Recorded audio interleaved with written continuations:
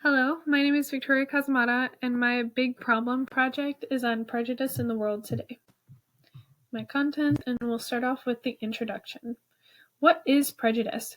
Prejudice is by definition a negative attitude towards groups outside of your own. Typically, these thoughts are generated without a full knowledge of these groups. What causes prejudice? The cognitive perspective focuses on how people perceive and process information. Kurt Lewin, known as the father of modern social psychology, focused on the interactions between physical events in our lives and our own perceptions of them. When we experience people behaving in a certain way, our minds can create cognitive shortcuts towards different groups. This can cause us to label these groups and form stereotypes and generalize them. These generalizations can be out-group homogeneity, which is the tendency to believe members of different groups are more similar to each other than they actually are. The social personality perspective focuses on how social and personality factors influence the way we perceive things. There are so many norms that society pushes. Norms are what they sound like, what society deems as normal. These can be due to conformity and obedience. For the personality aspect, how we view ourselves to others and the in-group bias affects our attitudes towards the out-group. The developmental perspective focuses on how a person's thoughts and behaviors change over the course of their life. This can show prejudice as a learned behavior. The Bobo doll experiment showed that children reciprocated behaviors that they observed, such as when the adults in the experiment were being mean to the doll and hitting it and then left the room, the children then repeated those behaviors towards the doll. This shows that children learn through observed behavior, which is the basis of social learning theory. Also, if a child's parents, educators, and peers exhibit prejudice, thoughts, and attitudes, it makes it easy for them to pick up on these behaviors and feel that way too. Who does it happen to? Prejudice, attitudes, and thoughts can be targeted at any group by anyone. It is more commonly seen towards minorities. Social categorization. What is it? Social categorization is when people place others into generalized groups. Our minds will make mental shortcuts of what one group should be or look like. How does this affect my personal experience? The first part would be being a woman. There are so many norms and stereotypes that get pushed onto women of how they should behave, such as playing with dolls or putting on makeup, as well as just what they should look like their body, and that really harms people in that group, and it's really affected how I view myself as a woman. As well as being pansexual, there's so many stereotypes about being pansexual, such as I've gotten comments like it's more likely for me to cheat on my partners, and that I want more than one partner, just stuff like that. Why is prejudice an issue? There's so many different effects of prejudice. Discrimination is something that can come from prejudice. The difference between the two is prejudice is thoughts and discrimination is behaviors. Discrimination can come out in the form of certain people not getting jobs, having the lack of access to certain things like mental support.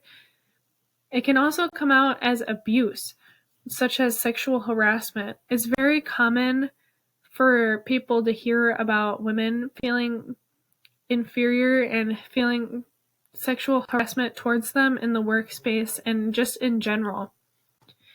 Towards the person being prejudiced against, they can feel feelings of being inferior, like they don't meet up to what these groups should be, and it can really damage their self-esteem. Why is stopping prejudice so important to me? It's really important because I've experienced it, and I've seen how other people experience it and how it affects everyone, and I just want to be able to stop it from continuing. My next aspect is my empirical study. The goal of this study was to find if there are any links between gender beliefs and a gay/bisexual man's sexual self-label and requirements for their partner's role. The methods of this started with recruitment. They got recruitment on this experiment by putting ads on social networking websites for gay communities. Their sample consisted of 534 self-reported gay or bisexual men, and they ruled out women by one of the questions. If they choose that they identified as a girl, as a woman, they would automatically submit the questionnaire. The questionnaire itself was 10 minutes in length, and there was multiple questions about their own sexual label, such as being a exclusive top, versatile in general, versatile bottom, and exclusive bottom. It also has questions about what their requirement for their partner's sexual role was. It has questions about their gender beliefs, internalized traditional gender roles, and internalized homophobia. The results of this study were as follows. Exclusive tops held more traditional gender values than versatile bottoms. Exclusive and versatile tops scored higher on internalized homophobia than the bottoms of both groups. Internalized homophobia and internalized gender roles were related to sexual self-labeling, how they identified. Significant indirect effects of gender beliefs on self-labeling due to internalized gender roles and internalized homophobia. Those who required an exclusively complementary partner, such as if one of them was exclusively top, they wanted an exclusively bottom, and vice versa, scored higher on gender values in couples and internalized gender roles than non-exclusive. Gender beliefs and internalized gender roles were linked to the requirements for a partner's sexual role. What does this all mean?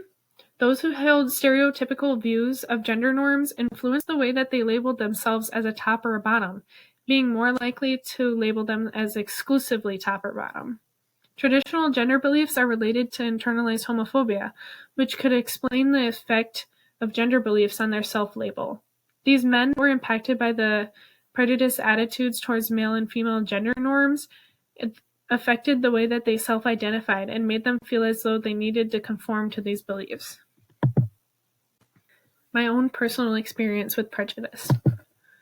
How it has affected me. I went over it a little bit earlier, but I wanted to specifically go into certain things such as gender norms. For being a woman, it's generally seen that they have to have no body hair, no leg hair, no armpit hair. I've had people tell me that they would never date a girl with body hair, and that really affected me. I've had people tell me that they think body hair on girl is disgusting, and it just harms myself and how I view myself. I've also had people tell me that the way I dressed wasn't feminine enough and that I needed to stop dressing like a boy. I've also had issues with my body shape. It's generally pushed that girls need to have big boobs, a flat stomach, and a big bottom, and that has really affected me in certain ways. And there's also sexuality norms that have affected me. I've seen how people treat gay and LGBT in general, and it's really affected the way that I've wanted to put myself out there. And it's made me feel like I shouldn't be feeling this way. In social media, what I've seen is there's so many hate comments on how people think that other people should act and just present themselves. This article that I attached specifically was a study about how social media affects prejudice and empathy among adolescents. And the results of this study show that social media's algorithm can show prejudice attitudes to those who interact with posts with like behavior. So if one person likes and comments on a post of someone expressing their prejudiced thoughts, then that social media would then promote more videos onto that person's feed. But it also shows that the algorithms can show light to different cultures and different groups, helping the person viewing them to feel more empathetic towards them. This can help improve the problem. Solutions to prejudice. Cognitively, we can question ourselves and our thoughts. When we get a thought towards another group, we can question why we feel that way and if there's any actual evidence to back this. We can become self-aware of the social categories that we make and how we favor ourselves and our groups to others. An implicit association test can help us reflect on our unconscious attitudes towards these groups. Social personality perspective would say we can question others on why they think certain ways about different groups, and we can challenge social norms by breaking them and expressing ourselves how we want to. We can speak out towards other acting prejudiciously towards other people, and we can also change our own self-values before we even start to focus on other people's. Developmentally, we can encourage cross-group interactions, and we can be able to explore different cultures, and we can challenge our own family's beliefs to try and help prevent them from feeling the same way about these groups. Parents and educators are the biggest role models in children's lives, and being a good role model to the children can help prevent being prejudiced in generations.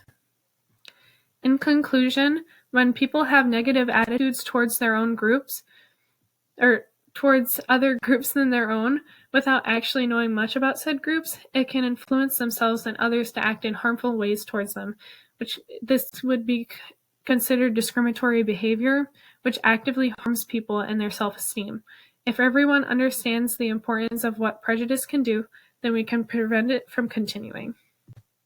Then the next two slides are of my references. Thank you.